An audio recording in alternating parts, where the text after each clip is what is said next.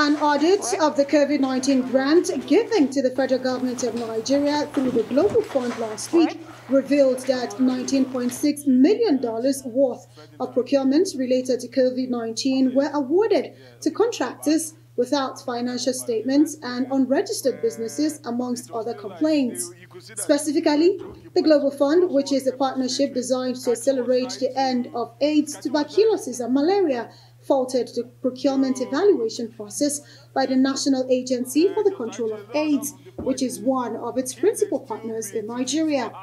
The Director General of Naca says the accusations are unfounded. Nigeria, as is at the moment, is under what we call additional safeguard policy. This emanated from what happened in 2016, where Nigeria was asked to refund money to Global Fund because of some activities that were identified and found to be fraudulent. So Global Fund doesn't spare any individual, where such activities are found. So from 2016 up until today, as we're talking, that measure has not been lifted off Nigeria. And what that means is Nigeria works closely with Global Fund on virtually everything. So as we do procurement in Naca, we do it together with Global Fund. We do it together with Global Fund team in Geneva. There is nothing that is done here in Naca that Global Fund is not aware. Global Fund did not supervise and approve before it is done. So I was surprised when I heard that there is a procurement process in Naca that Global Fund is indicting the government of Nigeria. This is totally false. If Global Fund indict government of Nigeria on the procurement process that is happening now at Naca, then it means the Global Fund stand indicted itself. These are queries that are routine, and it's not only Naca that is reviewed. All Global Fund recipients in Nigeria are reviewed, and system issues are highlighted in every recipient, not only Naca.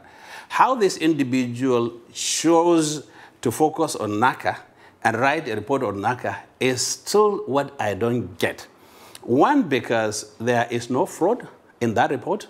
There has never been indictment in that report. If there is fraud, Global Fund would have officially written to Nigerian government to let Nigerian government know that there is A, B, C, and D that was done inappropriately, and they want Nigerian government to pay back. That has never been done. Well, Nigeria has the largest Global Fund portfolio with about $1.1 billion, if I'm correct, between 2021 and 2023, looking at interventions. And some would say this might affect us if we don't address some of these bottlenecks that have been raised. So my question is, these queries, how are you addressing them to avoid us losing out from these huge funds for those who really need this intervention from Global Fund? These queries were raised and they were taken care of, where we realized that there was inadequate manpower in terms of processing the files, processing the paperwork and the rest of it. We hired consultants. We hired procurement consultants to make sure that that delay doesn't recur in terms of the processing. Testing fell globally by 22%, but I do know that during the pandemic, Naca recorded some successes. So can you talk to us about the global funds and other strategic partners, the funds that we have received, especially during the pandemic, how we're able to utilize that? I think the global community and the scientific community should praise Nigeria for, and there has been this praise, but the praise has not been commensurate with the effort. One, the government of Nigeria has done marvelously well with COVID-19. If there is any country that has dealt with COVID-19 the way it should be dealt with, Nigerian government is one of them. Every year, we identify between 50,000 to 60,000 new cases and put them on treatment. But guess what? During the COVID-19, we identified over 300,000 individuals and placed them on treatment. So that made Nigeria the most resilient, Nigeria HIV program, the most resilient against COVID-19 globally. For the last 2-3 years, we have been out in the community we are moving